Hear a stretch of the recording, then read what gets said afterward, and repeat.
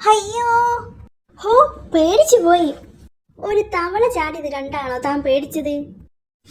ഏടിയായി തനിക്ക് പേടി വളരെ കൂടുതലാണ്. അതിനല്ലേ ആന വിചാരം. ആന വിചാരമോ? ആനയെ കുറിച്ചുള്ള വിചാരമാണോ? അല്ല, ആനയാണെന്ന വിചാരോ. നമ്മൾ ഒരു ആനയാണെന്ന് വിചാരിച്ച എല്ലാ പേടിയും മാറും. സിംഹത്തെ കണ്ടപ്പോൾ നമുക്ക് പേടി തോന്നില്ല. നമ്മൾ ആനയല്ലേ, സിംഹം സൂക്ഷിച്ചേ പെരുമാറൂ. ഹി ഹി ഹി. ആ വിചാരം സിംഹത്തിനും വേണ്ടേ? അതിന് നമ്മൾ വേറെ പ്രശ്നത്തിനൊന്നും പോകുന്നില്ലല്ലോ.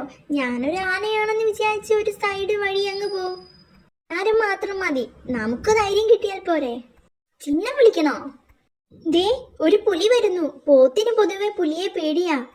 പക്ഷേ ഞാൻ ആന വിചാരം വിചാരിക്കും. ഞാൻ ആനയാണ്, ഞാൻ ആനയാണ്. കണ്ടോ, അതോടെ എനിക്കൊരു ധൈര്യം കിട്ടി. പുലി ദേ ആ വഴി പോയി. എന്റെ ഭാവം കണ്ടിട്ടാ. ഈ വിദ്യ കൊള്ളാം അല്ലേ സൂത്ര? ഞാനും ആന വിചാരം സ്റ്റാർട്ട് ചെയ്യാൻ പോകുന്നു. നിന്നെ ഞാൻ തുമ്പിക്കൈ കൊണ്ട് ചുവട്ടി എറിയും. ഈ മരം ഞാൻ കുത്തിമറിക്കും. ആഹാ. എടോ, നല്ല പനമ്പിട്ട് എവിടെ കിട്ടും? അയ്യോ, എന്റെ അമ്മാവൻ വരുന്ന സൂത്ര, എനിക്ക് പേടിയാ. അതിന് താൻ ആനയാണെന്ന് വിചാരിച്ചാൽ പോരെ? അത് ഞാൻ വിചാരിച്ച സൂത്ര. അപ്പോഴാ ഓർത്തത് ആനയുടെ അമ്മാവനും ആനയല്ലേ. ഹേ